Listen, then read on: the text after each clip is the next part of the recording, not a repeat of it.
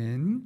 이 시간 하나님께서 우리에게 주시는 말씀은 민수기 24장, 구약성경 237쪽 민수기 24장 말씀입니다.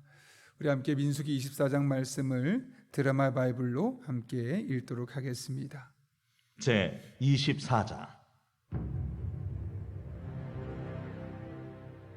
발람이 자기가 이스라엘을 축복하는 것을 여호와께서 선히 여기심을 보고 전과 같이 점수를 수지 아니하고 그의 낯을 광야로 향하여 눈을 들어 이스라엘이 그 지파대로 천막 친 것을 보는데, 그때에 하나님의 영이 그 위에 임하신지라.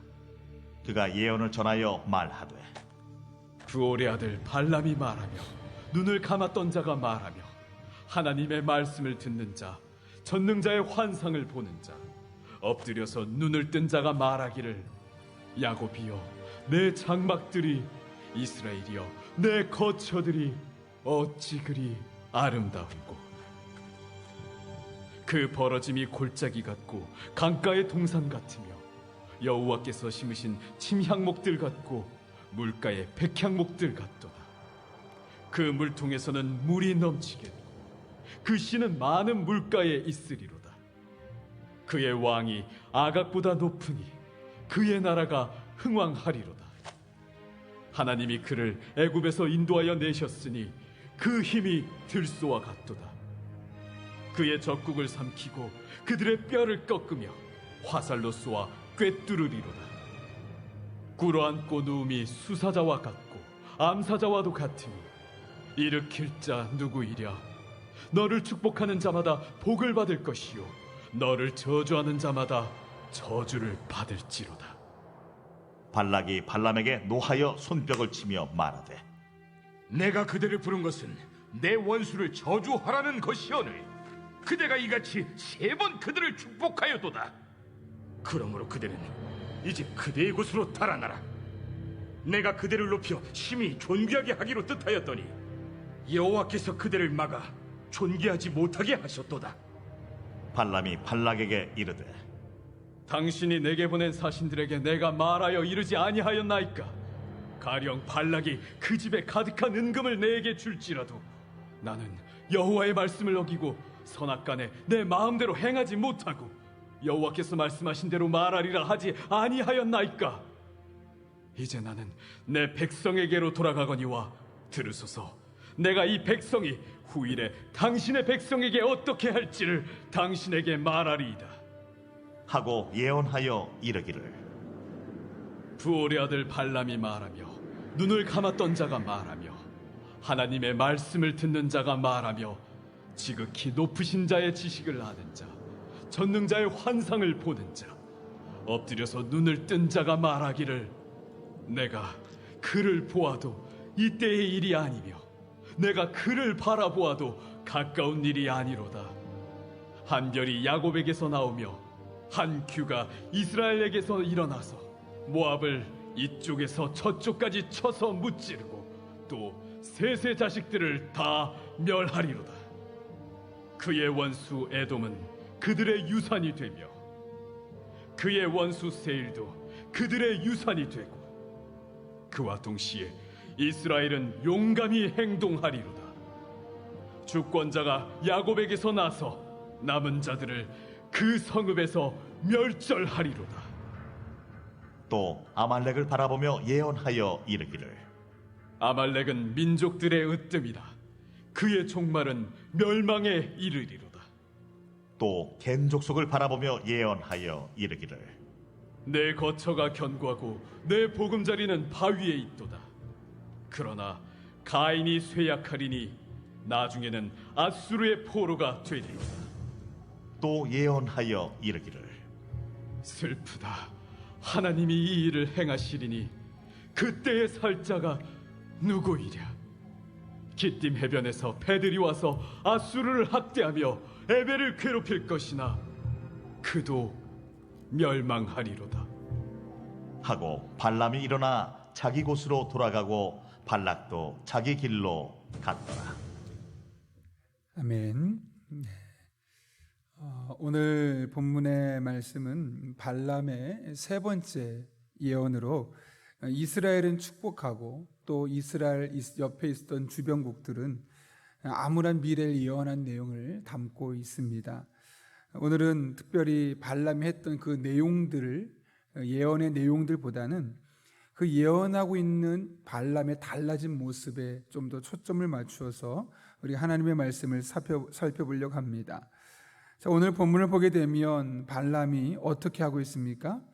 1절을 보면 그가 전과 같이 점수를 쓰지 않고 이스라엘 백성들이 있는 곳을 보았다고 말합니다. 이 말은 그가 이전에는 점성술을 써서 하나님의 뜻을 알려고 했다는 것을 우리에게 보여주고 있는 것이죠.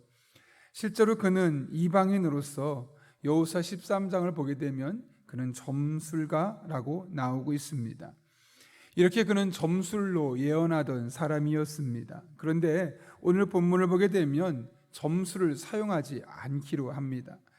그런데 그가 점술을 사용하지 않기로 했던 순간, 그렇게 결심하자마자 하나님의 영, 즉 성령이 그에게 임하게 되었고 이스라엘 백성들의 미래, 또 이스라엘 백성들 주변에 있었던 나라들에 대해서 예언하게 되었던 것이죠.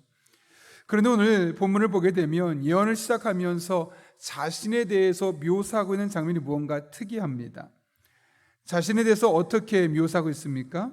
오늘 본문 3절과 4절 보면 이렇게 말합니다. 그가 예언을 전하여 말하되 부울의 아들 발람을 말하며 눈을 감았던 자가 말하며 하나님의 말씀을 듣는 자, 전능자의 환상을 보는 자, 엎드려서 눈을 뜬 자가 말하기를, 이렇게 말합니다. 오늘 3절과 4절 말씀 보게 되면 자신에 대해서 네 가지 표현을 사용하고 있죠. 첫 번째는 눈을 감았던 자, 두 번째는 하나님의 말씀을 듣는 자, 세 번째는 전능자의 환상을 보는 자, 네 번째는 엎드려서 눈 뜬 자, 이렇게 네 가지의 표현을 자신에 대해서 묘사하고 있는 것을 보게 됩니다. 그런데 그 이후에 이웃 나라들을 예언할 때 보면 사실 여기에 한 가지가 더 추가가 되어 있습니다. 그게 바로 16절인데 이렇게 되어 있죠. 15절과 16절에 눈을 감았던 자, 하나님의 말씀을 듣는 자, 지극히 높으신 자의 지식을 아는 자, 전능자의 환상을 보는 자, 엎드려서 눈 뜬 자. 여기 지극히 높으신 자의 지식을 아는 자 하나를 추가해서 5가지로 자신에 대해서 설명하고 있음을 보게 됩니다. 여러분, 이 모든 표현이 의미하는 바가 무엇일까요? 발람은 자신에 대해서는 지극히 낮추고 하나님 중심으로 자신에 대해서 묘사하고 있음을 우리에게 설명하고 있는 것이죠. 이전의 발람에게서는 전혀 발견할 수 없었던 모습입니다. 오히려 그는 복채를 받고 점성술로 예언했던 사람이었는데 오늘 본문을 보게 되면 철저하게 자신은 눈을 감았던 자였고, 그러나 하나님의 말씀을 현재 듣고 전능자의 환상을 보며 엎드려서 눈을 뜨고 심지어 지극히 높으신 자의 지식을 아는 자로서 설명하고 있음을 보게 됩니다. 여러분, 어떻게 이런 변화가 가능했을까요? 사실 우리가 자주 쓰는 말 중에 사람은 고쳐 쓰는 게 아니다, 혹은 사람은 절대로 변하지 않는다라는 말들을 사용합니다. 그만큼 사람이 변한다는 것은 쉽지 않다는 것이죠. 그런데 이렇게 자신을 묘사하는 이런 큰 변화가 있는 것을 보면 그는 많은 변화, 즉 180도 달라진 이 변화의 모습을 볼 수 있는 겁니다. 어떻게 이것이 가능할 수 있었을까요? 오늘 2절에서 말하는 하나님의 영, 즉 성령을 경험했기 때문에 그렇습니다. 여러분, 사람이 성령을 경험하면 달라집니다.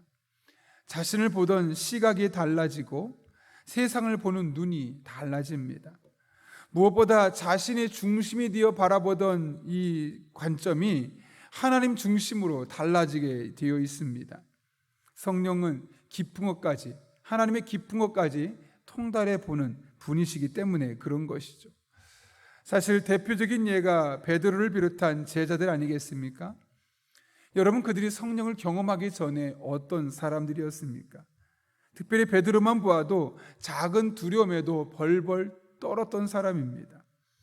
자기 목숨을 부지하기 위해서 3년이나 동고동락하고 자신의 스승으로 여겼던 그 예수님, 그분을 저주했던 사람이고, 예수님께서 십자가에 못 박혀 달려 죽으시는 순간에는 그 예수님을 아예 떠나버렸던 사람이 바로 베드로입니다. 그런데 그랬던 베드로가 달라졌죠. 언제부터 달라졌습니까? 물론 부활하신 예수님을 만나고 나서 그가 작은 변화를 일으켰지만, 궁극적인 변화는 오순절날 성령의 은혜를 경험하고 나서부터입니다. 목숨 때문에 자신의 스승을 배신하고 저주까지 했던 베드로가 이젠 자신의 목숨을 아끼지 않고 하나님을 위해 헌신했을 뿐만 아니라, 예수님께서 죽으셨던 순간 십자가를 피해 도망갔던 그 베드로가 마침내 십자가에 거꾸로 매달려 순교하기까지 했음을 성경은 또 그 후대 역사는 우리에게 증언하고 있습니다. 성령의 은혜로 하나님의 나라를 볼 수 있는 영적인 눈이 열렸기 때문에 그런 것이죠. 사실 우리도 마찬가지입니다. 성령 충만해야만 합니다. 그럴 때 우리 또한 새로운 관점을 갖게 됩니다. 오늘 발람이 고백했던 것처럼 눈을 감았던 우리의 눈은 열려지게 될 것입니다. 하나님의 말씀을 듣는 자로 변하게 될 것입니다. 전능자의 환상을 보는 자, 바로 우리가 그런 사람이 될 것입니다. 바라기는 이 하루도 우리가 성령의 충만을 사모하고, 또 그래서 성령 충만한 자만 경험할 수 있는 이 은혜를 모두 경험하는 그런 주의 종들 될 수 있기를 예수님의 이름으로 축원합니다. 우리 함께 기도하겠습니다. 거룩하신 아버지 하나님, 어찌 보면 평범하고, 아니 평범을 넘어서서 점성술로 하나님과 멀리 있을 수밖에 없었던 발람이 하나님의 영에 감동이 뒤어졌을 때 놀라운 변화의 모습을 보였음을 깨닫게 됩니다. 스스로를 영적으로 눈을 감았던 자라고 말하고, 그러나 이제는 하나님의 말씀을 듣고 전능자의 환상을 보고 엎드려서 영적인 눈을 뜬 자였라고 자신을 고백함을 기억하게 됩니다. 하나님 아버지, 성령의 은혜를 경험하며 그의 시각이 180도 달라짐을 보게 됩니다. 우리 또한 늘 성령으로 충만케 인도하여 주셔서 지금까지는 자신의 경험과 실력과 이성과 능력으로만 판단했던 모든 것들을 하나님의 눈으로 볼 수 있는, 또 하나님의 시선으로 볼 수 있는, 또 하나님의 나라의 관점에서 볼 수 있는 믿음의 사람들 되게 하여 주옵소서. 그래 겉으로 보기에는 똑같은 상황이지만 그 이면에 흐르고 있는 하나님의 영적인 흐름을 볼 수 있는 주의 종들 되게 하여 주시옵고, 그렇게 하나님 안에서 늘 성령 충만한 가운데 우리에게 말씀하시고 우리를 통해 일하시길 원하시는 하나님의 사람들, 또 그 일하시기 원하시는 하나님께 반응할 수 있는 믿음의 사람들 되게 하여 주옵소서. 이 새벽에도 우리 한 사람 한 사람의 삶 가운데 친히 동행하시고 성령으로 충만하게 인도하사 하나님의 선한 뜻을 벌일 수 있도록 우리에게 함께 하실 줄로 믿사오며 예수님의 이름으로 기도하옵나이다. 아멘.